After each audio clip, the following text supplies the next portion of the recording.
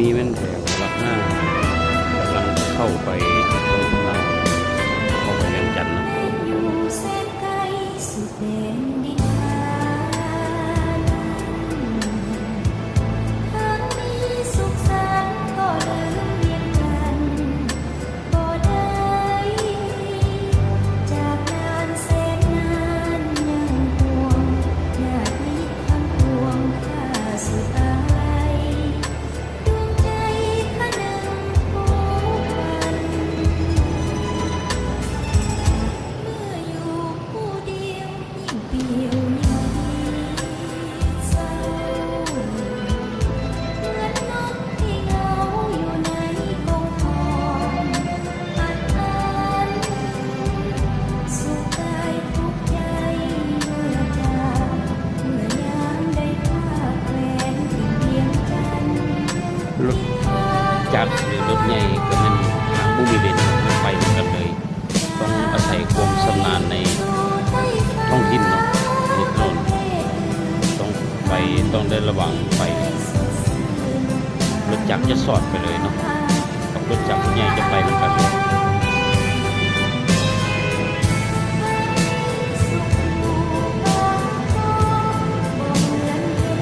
มื้อนี้ก็เลาะชมเมืองเวียงจันทน์เนาะ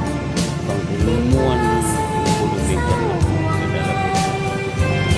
ชมวิวเป็นกันเวียงจันทน์โอ้หนทางเป็นเลยเนาะมื้อนี้จะต่างจากเมื่อวานนี้ต่างจากหลายทีเนาะรถเริ่มติดหลาย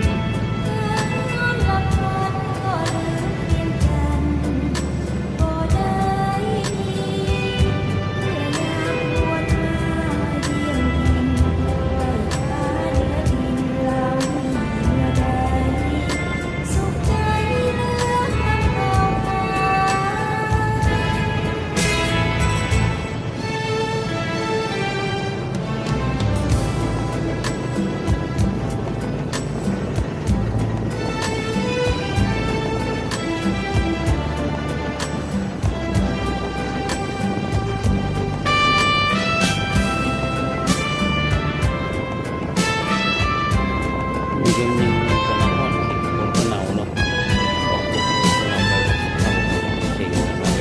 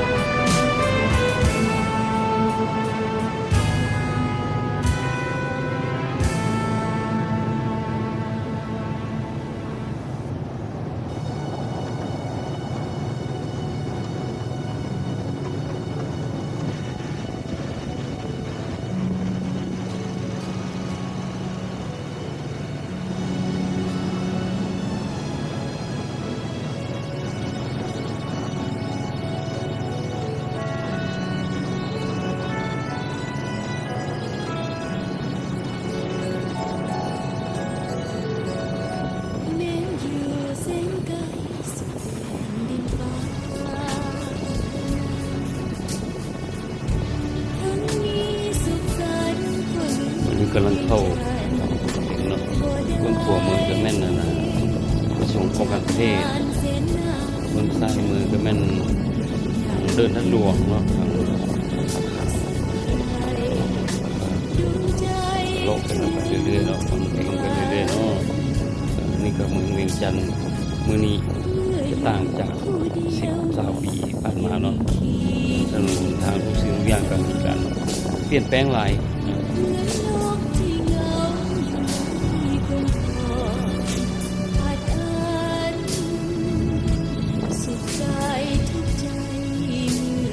นี่ก็เป็นถนนเส้นหนองบอนเนาะหนองบอนกำลังจะตัดไปหา3 แยกนาไซถนนมื้อนี้เดี๋ยวนี้ก็มีการเปลี่ยนแปลงหลายแล้วพี่น้องเห็นอยู่ในนี้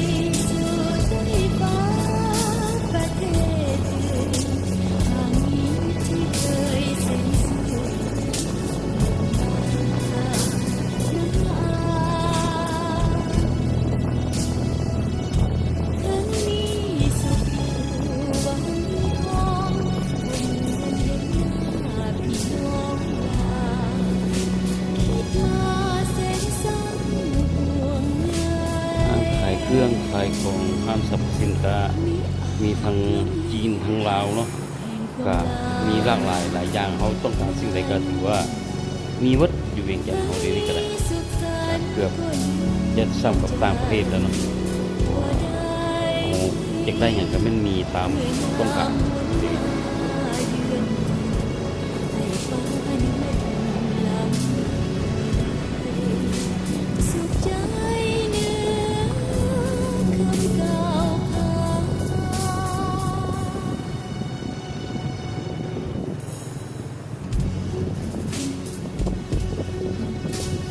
กำลังจะหอด3 แยกนาไซแล้วนี่ก็แม่นนะ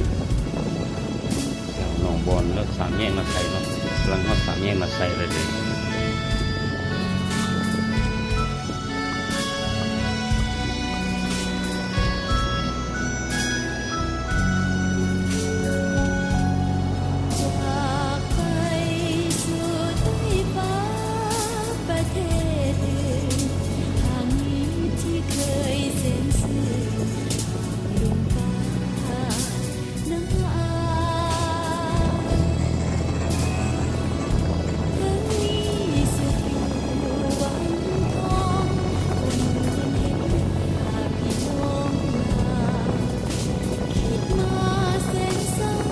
เบื้องซ้ายมือนี่ก็แม่นนะเงินอุดมเวียงจันทน์เนาะมีไผจื้อได้บ่เนาะพี่น้องอยู่ต่างประเทศ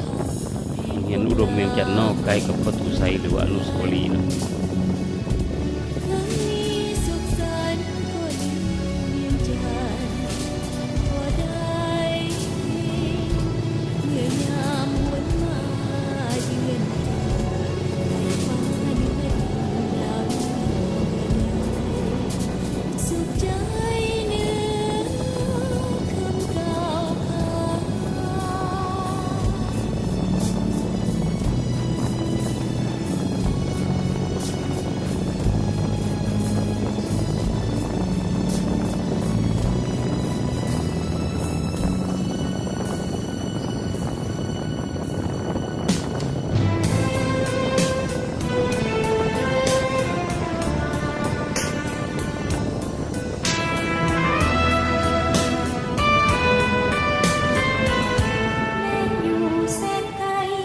แดนดินฟ้า ตอนนี้ก็เรื่องออกจากเวียงจันทน์เนาะรถเวียงจันทน์ก็บ่ได้รถหลายเนาะรถติดหลายไปสมัยสมึงเข้าไปพัฒนาไซรถก็เช้ากลับขึ้นไปเส้นรถเวียงจันทน์กำลังสิออกเมืองอนาคตเนาะ